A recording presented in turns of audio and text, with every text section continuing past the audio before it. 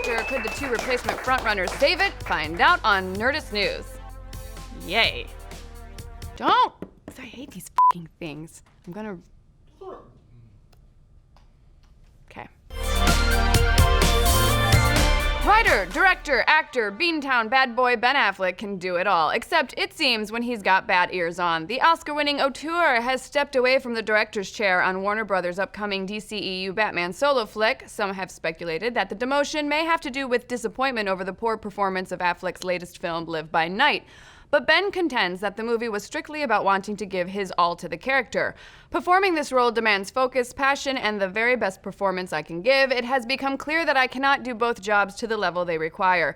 Affleck said in a recent statement, adding, "I have decided to find a partner in a director who will collaborate with me on this massive film."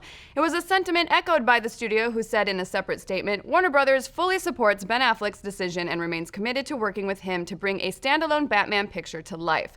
Now, one of the few things you could argue the DCEU has over its competitors at Marvel is a willingness to indulge a filmmaker's creative vision. Batman v Superman and Suicide Squad both highlighted the unique styles of their individual directors.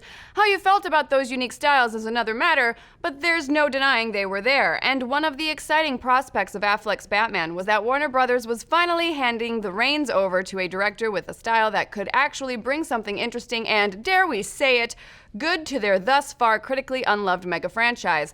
I know, it's still weird to think of the guy from Armageddon as a great director, but the dude does have a Best Picture winner under his belt, and the grounded, character-driven crime drama he specialized in, with films like Gone Baby Gone and The Town, really could have offered an interesting take on the Caped Crusader, a hero we've seen on screen so many times before.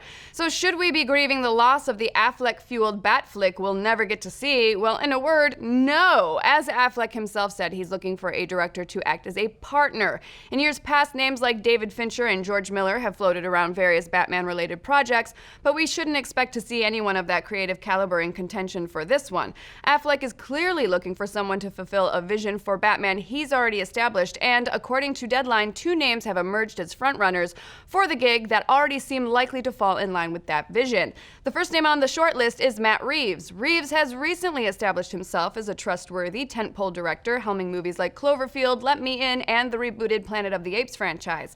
While none of those films feel very similar to any of Affleck's work, they do speak to his ability to adapt. From found footage shaky cam to more traditional blockbuster action directing, Reeves clearly has a knack for changing up his style to fit the needs of the script. There's no reason to think that he couldn't do the same for Batfleck.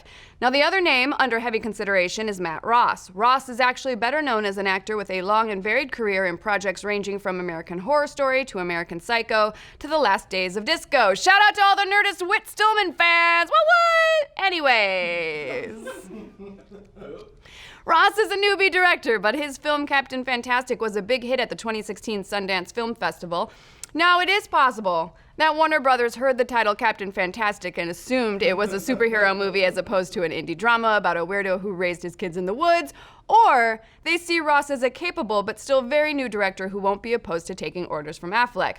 But regardless of which director gets the job, it seems clear that Warner Brothers remains committed to letting Affleck complete his Batman. Everyone just recognizes that directing can get tough when you're wearing a supersuit. I mean, that's totally why Robert Townsend dropped the ball with Meteor Man.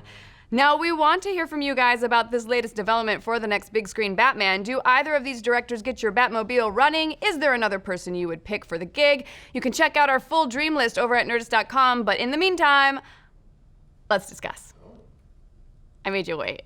Did you catch the latest episode of Mothership where we did the most epic live Taco Bell run ever? If not, make sure and watch it. It's the 1-hour cool AF live show we do on Thursday nights with our friends at Geek and Sundry. Like and subscribe and keep checking Nerdist.com.